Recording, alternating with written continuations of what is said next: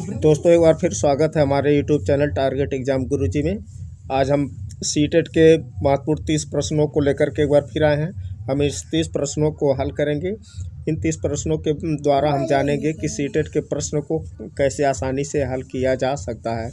पिछले वीडियो में भी आपको हमने बताया था कि आप इनके विकल्पों को यदि ध्यान से पढ़ें तो विकल्पों में ही उत्तर इनके मिल जाते हैं, क्योंकि सीटेट के पेपर बनाने में सबसे अधिक परिश्रम इनके विकल्प बनाने में किया जाता है।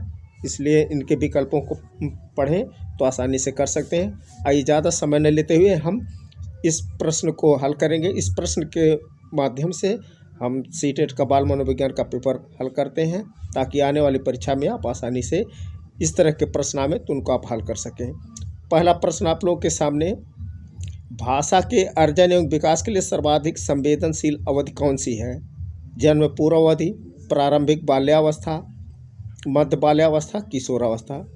तो इसका सबसे सटीक आंसर हो जाएगा प्रारंभिक बाल्यावस्था जो होती है, ये जो प्री प्राइमरी एज होती है, वही सबसे संवेदनशील अवधि होती है। निम्नलिखित में से कौन सी लॉरेंस कोलबर्ग के द्वारा प्रस्तावित नैतिक विकास की अवस्था है? प्रसूति अवस्था, सामाजिक अनुबंधन, अभिविन्यास, मूर्त संक्रियात्मक अवस्था, उद्योग बनाम अधीनता अवस्था। लॉरेंस कोलबर्ग की बात कर रहा है, जबकि ये एरिक्सन का कथन है उद्योग बनाम अधीनता। मूर्त संक्रियात्मक अवस्था ये पियाजे का है। प्रसुप्ति अवस्था ये कोलबर्ग का नहीं है। आप देखेंगे कि 3 स्तरों में जो 6 अवस्थाएं दिया है लॉरेंस कोलबर्ग ने, उसमें एक है सामाजिक अनुबंधन का अभिविन्यास। ये केवल लॉरेंस कोलबर्ग का है, बाकी गलत है। कक्षा में परिचर्चा के दौरान एक शिक्षक प्रायः लड़कियों की तुलना में लड़कों पर अधिक ध्यान देता है। यह किसका उदाहरण है? जेंडर पक्षपात, जेंडर पहचान, जेंडर संबद्धता, जेंडर समरूपता। देखिए, यहाँ पर लड़कियों की तुलना में लड़कों को अधिक महत्व देना, यह सीधा सीधा जेंडर पक्षपात की बात कर रहा, बल्कि ये तीनों इसके साथ सही नहीं है। बच्चों में जेंडर रूढ़िवादिता एवं जेंडर भूमिका अनुरूपता को कम करने के लिए निम्नलिखित में से कौन सी पद्धति प्रभावशाली है? जेंडर पक्षपात के बारे में परिचर्चा, जेंडर विशिष्ट भूमिकाओं को महत्व देना, जेंडर पृथक खेल समूह बनाना, जेंडर पृथक बैठने की व्यवस्था करना। इसमें देखें, जेंडर भूमिकाओं को महत्व देना ये सही नहीं है, क्योंकि जेंडर रूढ़िवादिता को कम करना है ना, तो जेंडर पृथक खेल समूह बनाएंगे, इसमें भी रूढ़िवादिता को बढ़ावा मिला है। जेंडर के अनुसार अलग अलग लड़के लड़कियों को अगर बैठा रहे हैं तो ये भी सही नहीं है, बल्कि जेंडर पक्षपात के बारे में परिचर्चा करें, ये सबसे सटीक हो जाएगा। बाकी तीनों गलत हैं। निम्नलिखित में से किस मनोवैज्ञानिक ने बच्चों को ज्ञान के सक्रिय जिज्ञास के रूप में देखते हुए उनके चिंतन पर सामाजिक एवं सांस्कृतिक विषय वस्तुओं के प्रभाव को महत्व दिया? देखेंगे विकल्प में तो लिखा है वाटसन, वाइगोस्की, जीन पियाजे, लॉरेंस कोलबर्ग। इसमें ज्ञान के सक्रिय जिज्ञास के रूप में दिया है, और इसमें दूसरा वर्ड आप पकड़ेंगे सामाजिक एवं सांस्कृतिक विषय। आप देखेंगे कि ये जीन पियाजे ये जो है पर्यावरण को महत्व देता है, पर्यावरण से अनुक्रिया करने पर। लॉरेंस कोलबर्ग नैतिक विकास पर बल देता है, लेकिन ये लेव वाइगोस्की जो संज्ञान की बात करता है, उसमें उसने सामाजिक और सांस्कृतिक बात को स्वीकार किया है, इसलिए लेव वाइगोस्की सही। जहाँ भी सामाजिक और सांस्कृतिक वर्ड दिखे वाइगोस्की पर ही आप चिन्ह लगाएंगे तो आपका उत्तर सही हो जाएगा।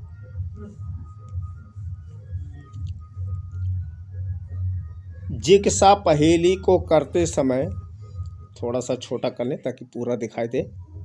हाँ देखिए, जिग्सा की पहेली को करते समय 5 वर्ष की नजमा स्वयं से कहती है, नीला टुकड़ा कहाँ है? नहीं, यह वाला नहीं, गाढ़े रंग वाला है, जिससे यह जूता बन जाएगा। इस प्रकार की वार्ता को वाइगोत्स्की किस तरह संबोधित करती है? आप देखेंगे कि ये नजमा जो 5 वर्ष की है, यही पियाजे के पूर्व संक्रियात्मक अवस्था 2 से 7 वाला है। तो इसमें जो बच्चा स्वयं से वार्ता करता है, उसको अगर पियाजे की बात करें तो उसने ईगोसेंट्रिक यानी आत्मकेंद्रित कहा है, तो ये तो नहीं होगा। और अगर वाइगोत्स्की दिया है तो वाइगोत्स्की ने इसे व्यक्तिगत वार्ता यानी प्राइवेट स्पीच कहा है, प्राइवेट स्पीच। तो विकल्प नंबर 1 सही हो जाएगा। प्राइवेट स्पीच अंग्रेजी भी देख लीजिए, प्राइवेट स्पीच ईगोसेंट्रिक पियाजे का है। बच्चों को संकेत देना तथा आवश्यकता पड़ने पर सहयोग प्रदान करना निम्नलिखित में से किसका उदाहरण है? ये भी देखेंगे वाइगोत्स्की का ही है। वाइगोत्स्की ने क्या कहा, जैसे ये बच्चा है, इसने यहाँ तक अपने ज्ञान का निर्माण किया हुआ है, कोई बाहर से अगर उससे हेल्प कर रहा है तो उसके विकास की सीमा, संभावित विकास की सीमा यहाँ तक हो जाती है। ठीक है, तो ये संभावित विकास की सीमा संभव है, तो इसको जो मदद कर रहा है उसको इसने पाड़ कहा है। अंग्रेजी इसका देखें तो पाड़ को लिखा है इसके फोल्डिंग, यहाँ देखिए इसके फोल्डिंग लिखा है, ये मदद को पाड़ कहा है, इस पर ध्यान दें। 8वां,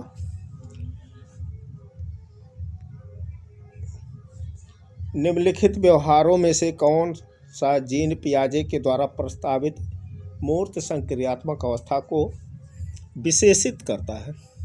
परिकल्पित निगमनात्मक तर्क, साध्यात्मक विचार, संरक्षण तथा समावेशन, आस्थगित अनुकरण, पदार्थ स्थापित, प्रतीकात्मक खेल विचारों की अनुत्कर्मणीयता। इसमें देखेंगे सबसे सटीक मूर्त की बात कर रहा है। मूर्त अवस्था में आप देखे होंगे पियाजे के, तो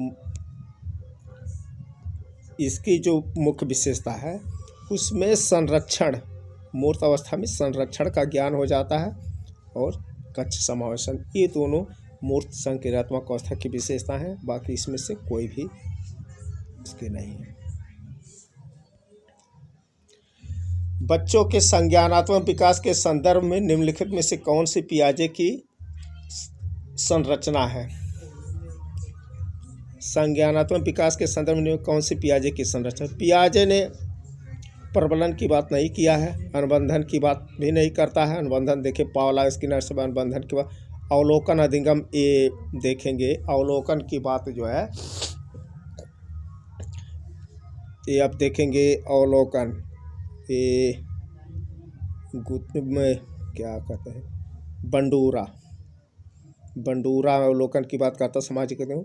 और इसने संज्ञानात्मक विकास के लिए स्कीमा की बात पियाजे करता है। व्यवहारों के संगठित पैटर्न को इसने स्कीमा कहा है कि स्कीमा डेवलप कर लिया है, स्कीमा की बात पियाजे करता, बाकी तीनों नहीं। 10वां देखें,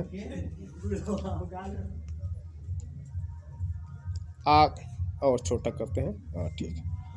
आकलन का प्राथमिक उद्देश्य क्या होना चाहिए?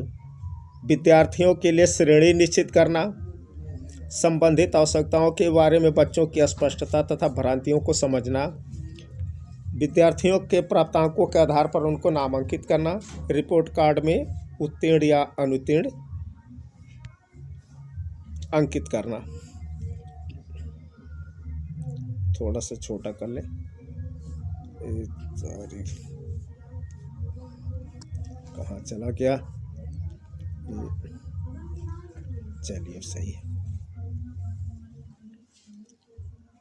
इसमें कहा है, देखिए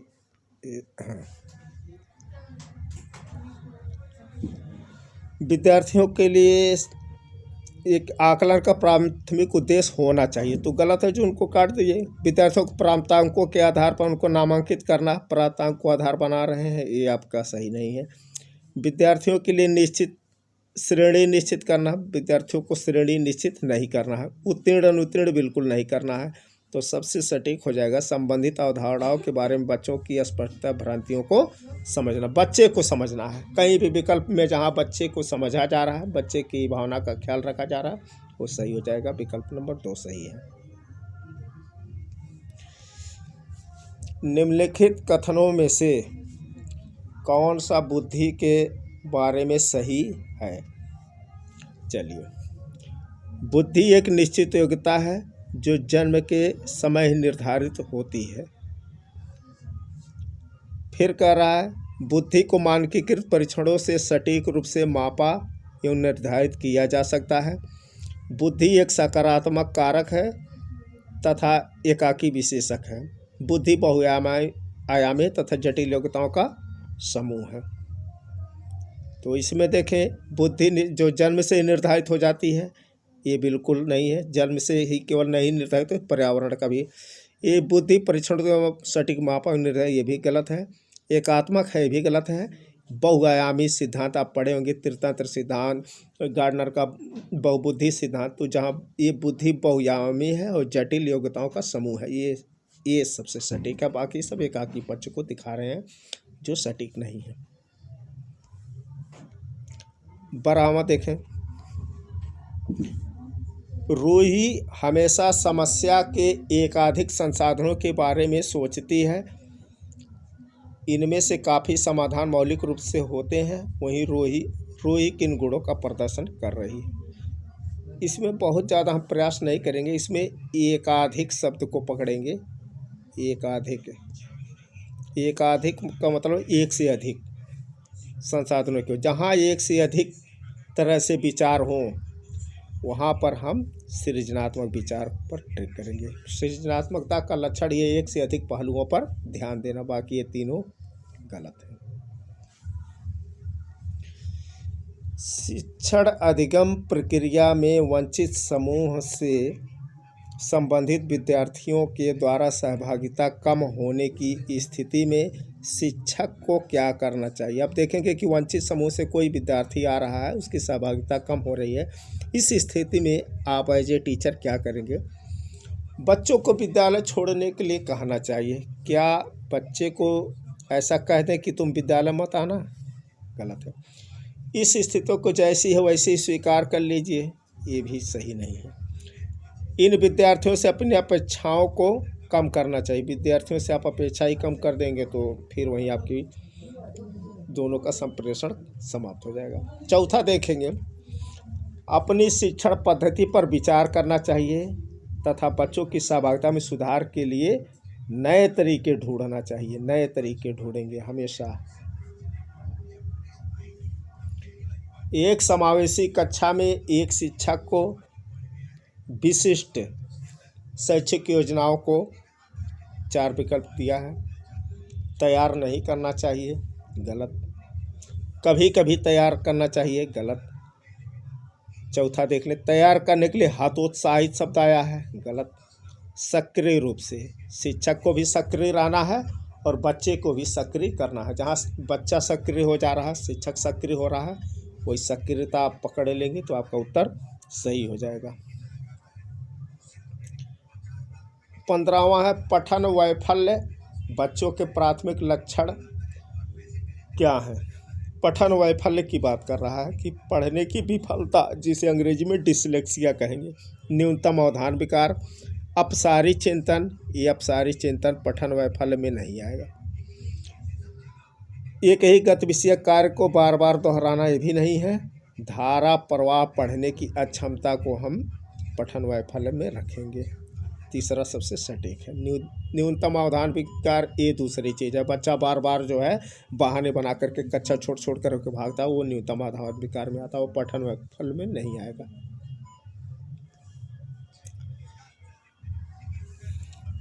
शिक्षा का अधिकार अधिनियम 2009 में उल्लेख की गई समावेशी शिक्षा की अवधारणा निम्नलिखित में से किस पर आधारित है? व्यवहारवादी सिद्धांत, अशक्त बच्चों के प्रति सहानुभूति अभिवृत्ति, अधिकार आधारित मानवतावादी परिप्रेक्ष्य, मुख्यतः व्यावसायिक शिक्षा उपलब्ध करा करके अशक्त बच्चों को मुख्य धारा में शामिल करना। इसमें हम शिक्षा का अधिकार में अधिकार वर्ड पकड़ेंगे, उसी अधिकार वर्ड से हम इसका उत्तर निकालेंगे। देखिए अधिकार आया है और मानववादी परिप्रेक्ष्य आया है, ये दोनों यही शिक्षा का अधिकार अधिनियम 2009 का मूल मंत्र है, बाकी सटीक नहीं है।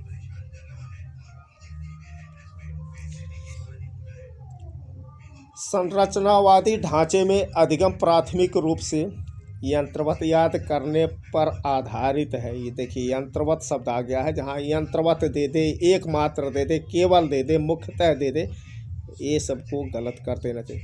प्रबलन पर केंद्रित है। संरचना अनुबंधन द्वारा अर्जित है। और एक और वर्ड पकड़िएगा, संरचना, यानी रचना करना है, सृजन करना है। तो रचना देखिए कैसे होगा, अवबोधन की प्रक्रिया पर। जब बच्चा किसी कॉन्सेप्ट को समझ जाएगा, अवबोध हो जाएगा, तो संरचना कर लेगा। अवबोधन की अंग्रेजी देख लीजिए, यहाँ क्या दिया, focus on processing of meaning making. Making शब्द आ गया ना, तो मेकिंग इसी में आ जाएगा। अनेक घटनाओं के बारे में बच्चों के द्वारा बनाए गए सहजानुभूत सिद्धांतों के संदर्भ में एक शिक्षिका को क्या करना चाहिए।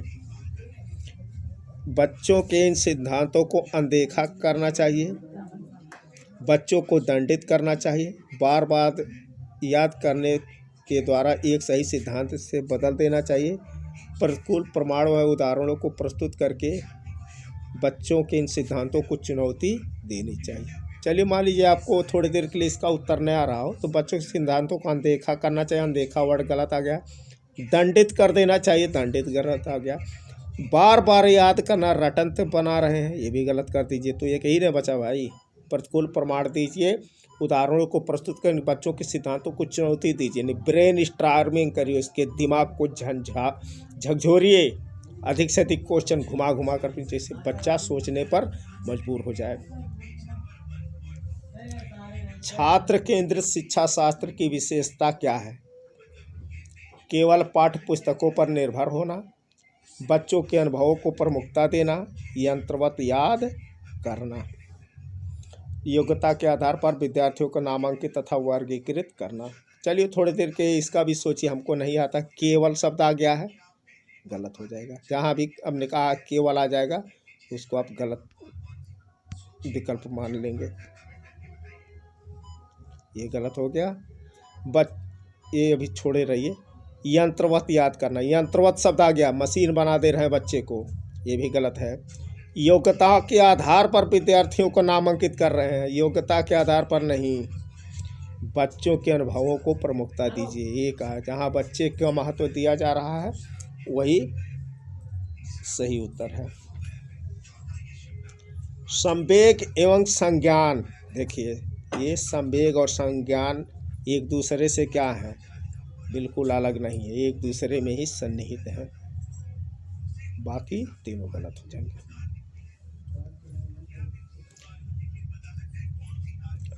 ये छोटा करते हैं।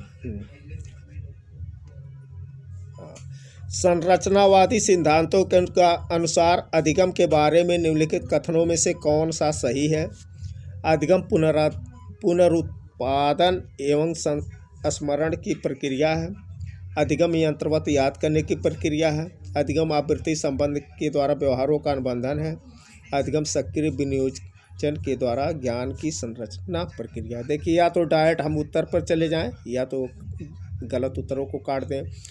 पुनरुत्पादन एवं स्मरण, इसको अधिगम नहीं कहेंगे। किसके अनुसार, रचनावादी। रचनावादी एक आता कि ज्ञान का निर्माण करिए, इसमें निर्माण कहाँ हो रहा है, आपने तो रट लिया। यंत्रवत शब्द आ गया, मशीन बन करके आप रट रहे हैं हिल हिल करके, इसमें भी रचा। अधिगम आवृत्ति संबंध के द्वारा व्यवहारों का अनुबंधन है, अनुबंधन के द्वारा। चौथा देखिए कितना सटीक है, अधिगम सक्रिय विनियोजन के द्वारा ज्ञान की संरचना है। ये संरचना यहाँ भी आया, संरचना है, यही आपका सही उत्तर हो जाएगा। बाकी तीनों गलत हैं। विद्यार्थियों को स्पष्ट उदाहरण एवं गैर उदाहरण देने के क्या परिणाम हैं। अवधारणात्मक परिवर्तनों को प्रोत्साहित करने के लिए एक प्रभावशाली तरीका है। चलिए सही है, आगे भी देख लेते हैं। यह विद्यार्थियों के दिमाग में भ्रांतियाँ उत्पन्न करता है। भ्रांतियाँ उत्पन्न करेगा जब अधिक से अधिक आप उदाहरण गैर उदाहरण देंगे तो ये गलत होगा, भ्रांति नहीं। यह अवधारणाओं में समझ में अभाव पैदा करता, अभाव वर्ड आ गया है, गलत है। अवधारणा समझ के बजाय कार्यविधिक प्रक्रियात्मक पर बल देता है, भी गलत है। सबसे सही ये है, अवधारणात्मक परिवर्तनों को प्रोत्साहित करता है। जब जितना अधिक से अधिक आप उदाहरण देंगे बच्चों का अवधारणा उतना ही परिवर्तित हो जाएगा। हो सकता है बच्चा गलत अवधारणा जान रहा तो उसको जब कई तरह से उदाहरण देंगे तब उसका कॉन्सेप्ट और अधिक क्लियर हो जाएगा। तो ये पहला सही है। बच्चों को अधिगम गतिविधियों में भागीदारी करने के लिए लगातार पुरस्कार देना व दंड का प्रयोग करने से क्या प्रभाव पड़ता है। एक बात ध्यान में रखें, पुरस्कार भी नकारात्मक श्रेणी में आता है। लगातार पुरस्कार देंगे या दंड देंगे ये नकारात्मक हो जाता है। तो ये नकारात्मक हो जाएगा तो आप देखें, बाहरी अप्रेरणा को कम करता है, आंतरिक अप्रेरणा को बढ़ाता है, ऐसा नहीं है। दंड से अप्रेरणा नहीं बढ़ती है। यह बच्चों के प्रदर्शन आधारित लक्ष्यों के बजाय निपुणता पर ध्यान देने के लिए प्रोत्साहित करता है, ये भी गलत है। अधिगम की स्वाभाविक अभिरुचि तथा जिज्ञासा कम होती है। पुरस्कार व दंड देंगे, जब दंड पाएगा बच्चा या किसी पुरस्कार के लिए काम करेगा तो उसकी जो स्वाभाविक जिज्ञासा है, अभिरुचि है, वो कम हो जाएगी। चौथा सही है, बाकी तीनों सटीक नहीं।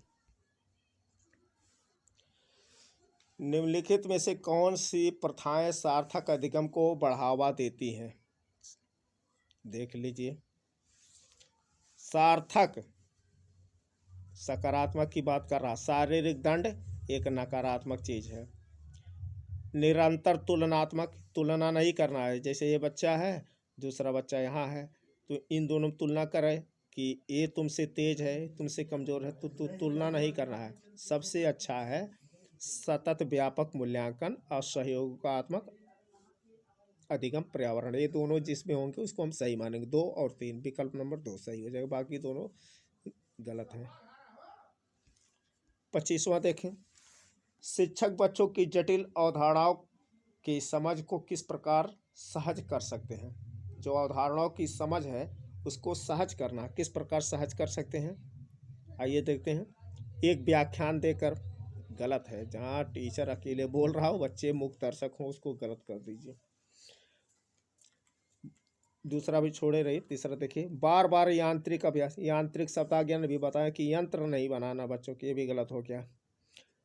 प्रतियोगात्मक अवसरों की व्यवस्था करना, कंपटीशन करके बच्चों को, ये कोई सही जवाब नहीं है। सबसे अच्छा है अन्वेषण एवं परिचर्चा के लिए अवसर, जहाँ अवसर मिल रहा हो बच्चे को वही सब। हमेशा बच्चों के अवसर का ही ध्यान देना चाहिए, जहाँ अवसर शब्द हो वो सही उत्तर होगा। तो चौथा सही है। एक प्राथमिक विद्यालय की अध्यापिका बच्चों को एक प्रभावशाली समस्या समाधानकर्ता बनाने के लिए किस किस प्रकार से प्रोत्साहित कर सकती है। चलिए और थोड़ा छोटा कर लें। हाँ, प्रत्येक छोटे कार्य के लिए भौतिक पुरस्कार देकर,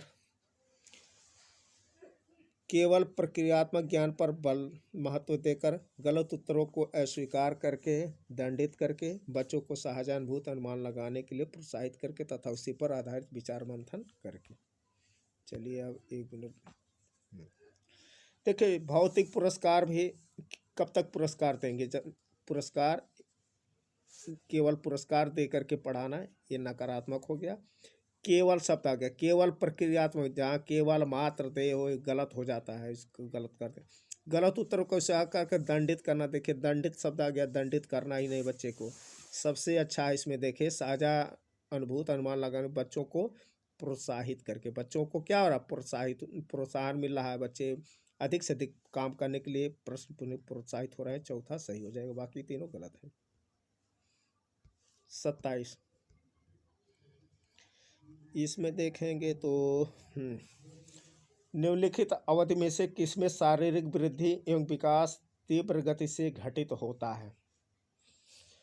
शैशवावस्था एवं प्रारंभिक बाल्यावस्था, प्रारंभिक बाल्यावस्था एवं मध्य बाल्यावस्था, मध्य बाल्यावस्था एवं किशोरावस्था, किशोरावस्था एवं वयस्कावस्था।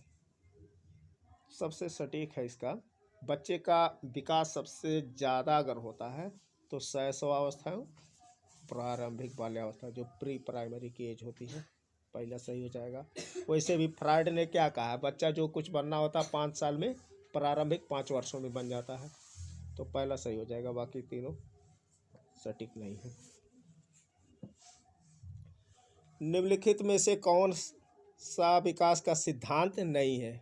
विकास का सिद्धांत नहीं, विकास जीवन पर्यंत होता है, ये आपको पता ही है। विकास परिवर्तनशील होता है, पता ही है। विकास आनुवंशिकता एवं पर्यावरण दोनों के द्वारा प्रभावित होता है, पता है। विकास सार्वभौमिक है तथा सांस्कृतिक संदर्भ इसे प्रभावित नहीं करते। ये नहीं वर्ड जो आया है ये गलत है, इसी को सही बनाना, बाकी तीनों सही है। वैयक्तिक भिन्नताओं का प्राथमिक कारण क्या है? जो इंडिविजुअल डिफरेंस है उसका कारण क्या हो सकता है? देखिए, लोगों के द्वारा माता पिता से प्राप्त आनुवंशिक संकेत पद्धति, कोड, जन्मजात विशेषताएं, पर्यावरणीय प्रभाव सबसे अच्छा है जहां आनुवंशिकता वर्ड आ जाए, पर्यावरण आ जाए और दोनों की पारस्परिक क्रिया हो जाए। अभी आपको पिछले वीडियो में बनाए थे कि जहां ये आनुवंशिकता है और जहां ये पर्यावरण है, इन दोनों के मध्य जो अनुक्रिया हो रही है उस वही विकास का कारण है। चौथा सही उत्तर हो जाएगा। अंतिम प्रश्न आज के वीडियो का, बाल मनोविज्ञान का, निम्नलिखित में से कौन सा द्वितीयक समाजीकरण एजेंसी का उदाहरण है? समाजीकरण आप पढ़े होंगे कि प्राथमिक समाजीकरण, बच्चा का समाजीकरण होता है अपने घर परिवार से, जिसमें माँ है, भाई है, बहन है, ये प्राथमिक समाजीकरण क्या है। तो वहाँ से जब निकलता है तो समाज में जाता है और विद्यालय में जाता है, तो इसमें द्वितीयक की बात कर रहा है। तो देखिए यहाँ जो परिवार दिया है प्राथमिक है, ये गलत हो गया। और यहाँ देखिए इसमें भी परिवार है, ये भी प्राथमिक में आ जाएगा। और इसमें देखिए इसमें लिखा है मीडिया एवं पास पड़ोस, ये पास पड़ोस भी प्राथमिक। देखिए विद्यालय एवं मीडिया, ये तीसरा जो है विद्यालय एवं मीडिया, ये द्वितीयक समाजीकरण की एजेंसी है। इस प्रकार से हम देखेंगे कि 30 प्रश्न हमारे आज के कंप्लीट होते हैं। उम्मीद है आपको ये सारे प्रश्न समझ में आए होंगे। यदि आपको यह वीडियो अच्छा लगा हो तो कृपया इस वीडियो को अधिक से अधिक शेयर करें, लाइक करें और सब्सक्राइब करें, ताकि हम आपके लिए आगे भी इसी तरह का और भी वीडियो लेकर के आते रहें। धन्यवाद।